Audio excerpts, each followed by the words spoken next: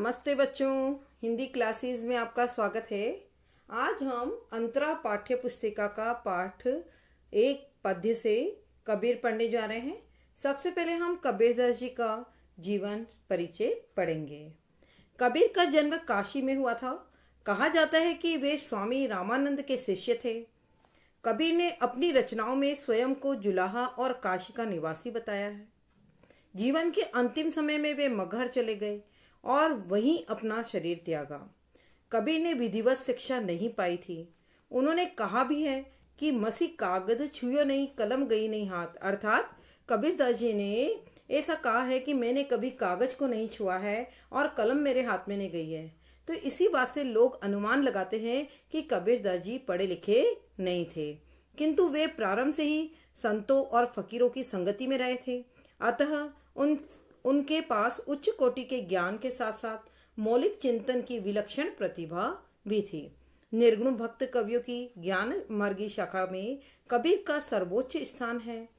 उनके काव्य में धर्म के आडंबरों का विरोध है और राम रहीम की एकता की स्थापना का प्रयत्न भी है। उन्होंने जातिगत और धार्मिक पक्षपात का बार बार खंडन किया है।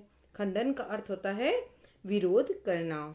वे हर प्रकार के भेदभाव से मुक्त मनुष्य की मनुष्यता को जगाने का प्रयत्न करते हैं। वे अपने विचारों के माध्यम से लोगों में मनुष्यता के भावों को जागृत करना चाहते हैं। समाज में फैली हुई बुराइयों का सदैव उन्होंने विरोध किया है। कबीर के काव्य में गुरु भक्ति, ईश्वर प्रेम, ज्ञान तथा वैराग्य, सत्संग और साधु महिमा, आत्मबोध और जगत बोध की अभिव्यक्ति है। उनकी कविता अनुभव के ठोस धरातल पर टिकी होने के कारण विश्वसनीय और प्रामाणिक है। कबीर की कविता की भाषा में जन भाषा की सहजता के साथ साथ भावों की गहराई भी है। उनकी काव्य भाषा में दार्शनिक चिंतन को सहज रूप से व्यक्त करने की शक्ति है। कबीर ने मूलतः साखी, सबद और रमैनी रचे।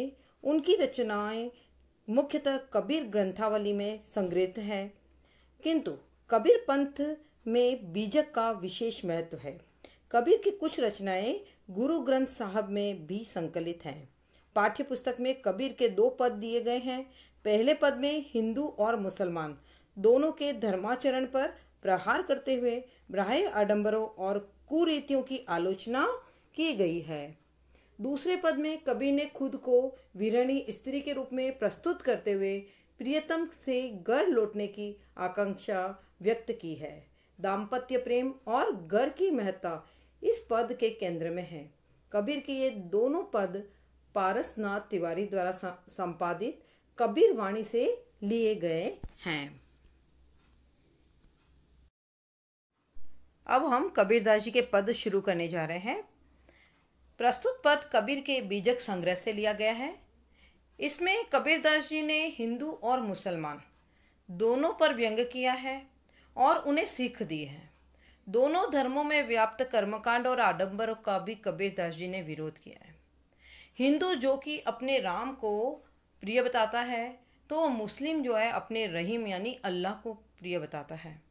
दोनों ही अपने अपने धर्म को श्रेष्ठ बताने में लगे हैं और इसी धर्म के अपने अपने धर्म को श्रेष्ठ बताने के चक्कर में आपस में क्या है, लड़ लड़ के मर रहे हैं। तो इन हिंदू और मुसलमानों पर व्यंग करते हुए कबीरदास जी कहते हैं कि अरे इन दोहुन राह न पाई। अरे इन दोहुन, दोहुन का अर्थ होता है दोनों ने, राह का अर्थ होता है मार्ग, अर्थात यहाँ कौन सा मार्ग है, ईश्वर प्राप्ति का मार्ग। तो कबीरदास जी कहते हैं कि अरे इन दोनों ने अर्थात हिंदू और मुसलमान ने ईश्वर प्राप्ति का सही मार्ग प्राप्त नहीं किया है। दोनों ही सत्य की राह से भटक चुके हैं। हिंदू अपनी करे बड़ाई, गागर छुवन न दे। हिंदू जो है वह सदैव अपने आप को श्रेष्ठ बताता है ना, और उच्च वर्ण का बताता है। और अपने गागर का अर्थ होता है गड़ा, पानी भरने का गड़ा, और अपने गड़े को किसी को छूने नहीं देता है। अर्थात हिंदू जो है छुआछूत में विश्वास करता है और अपने आप को ऊंचे वर्ण का बताता है।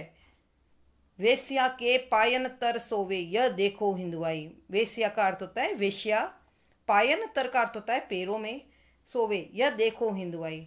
जबकि वे स्वयं वेश्याओं जैसे निम्न लोगों के पैरों में पड़े रहते हैं, अर्थात उनके पास जाते हैं और स्वयं को उच्च या श्रेष्ठ वर्ण का कहते हैं। तो कबीरदास जी जो है ऐसे हिंदुओं पर व्यंग करते हुए कहते हैं कि अपने आप को श्रेष्ठ बताते हैं, श्रेष्ठ वर्ण का कहते हैं या उच्च वर्ण का कहते हैं, और स्वयं वेश्याओं के वहाँ जाकर और उनके पैरों में पड़े रहते हैं, अर्थात वेश्या जैसे निम्न लोगों के पास जाते हैं।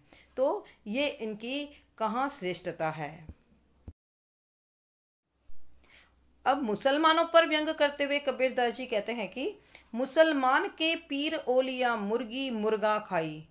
पीर ओलिया का अर्थ होता है धार्मिक गुरु और भक्त। अब यहाँ पर मुसलमानों के लिए कबीरदास जी क्या कहते हैं व्यंग करते हुए कि मुसलमान के ये कैसे धर्म गुरु हैं, कैसे भक्त हैं। मुर्गा मुर्गी खाई अर्थात मुर्गा या मुर्गी को मारकर खाते हैं, जो स्वयं जीव होकर जीव की हत्या करके खाते हैं। जो व्यक्ति जीव हत्या करता है वह खुदा का बंदा कैसे हो सकता है।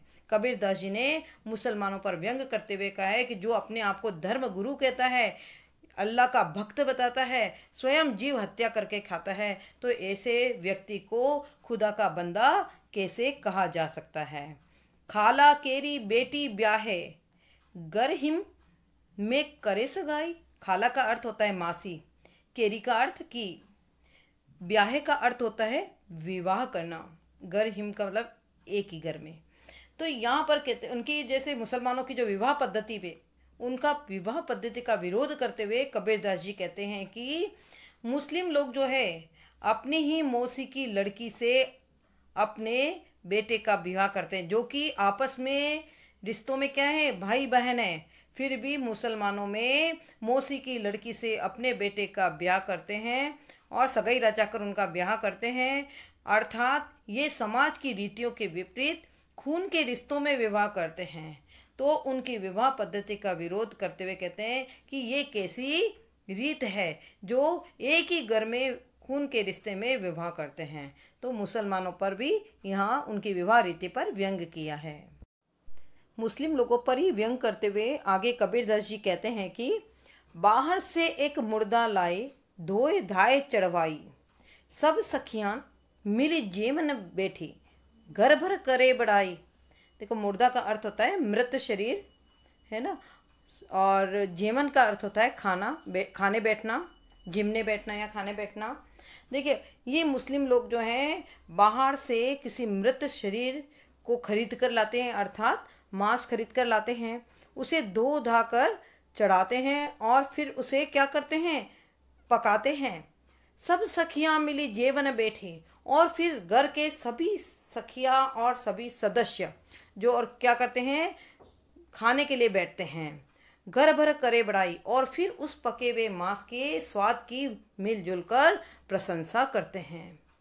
हिंदू की हिंदुआई देखी तुर्कन की तुर्काई। कबीरदास जी कहते हैं कि मैंने हिंदू लोगों के हिंदुत्व को भी देख लिया है, और तुर्कन की तुर्काई, और तुर्कन का अर्थ होता है मुसलमान, यानी तुर्क प्रदेश से आए इसलिए इनको तुर्कन का है, और मुसलमानों के धर्म को भी देख लिया है मैंने। तुर्काई का अर्थ होता है मुसलमानी पन को भी देख लिया है, उनके धर्म को भी देख लिया है। दोनों ही ढोंगी हैं, दोनों ही सत्य की राह से भटके हुए हैं, ऐसे इन लोगों की ईश्वर की प्राप्ति नहीं हो सकती। कहे कबीर सुनो भाई साधो कौन राह है वे जाई। साधु का अर्थ होता है सज्जन पुरुष। तो यहाँ पर सज्जन पुरुषों को संबोधित करते हुए कबीरदास जी कहते हैं हे सज्जनों, हे सज्जन पुरुषों, अब तुम स्वयं निर्णय करो कि ईश्वर की प्राप्ति के लिए तुम्हें किस मार्ग पर चलना है। इस पद में अनुप्रास अलंकार है, क्योंकि कई जगह पर एक ही वर्ण की आवृत्ति बार बार हो रही है। जैसे बेटी ब्याही ब वर्ण की आवृत्ति हो रही है, सब सखिया हिंदू हिंदुआई ह वर्ण की आवृत्ति हो रही है, कहे कबीर कौन क वर्ण की आवृत्ति हो रही है, अनुप्रास अलंकार है।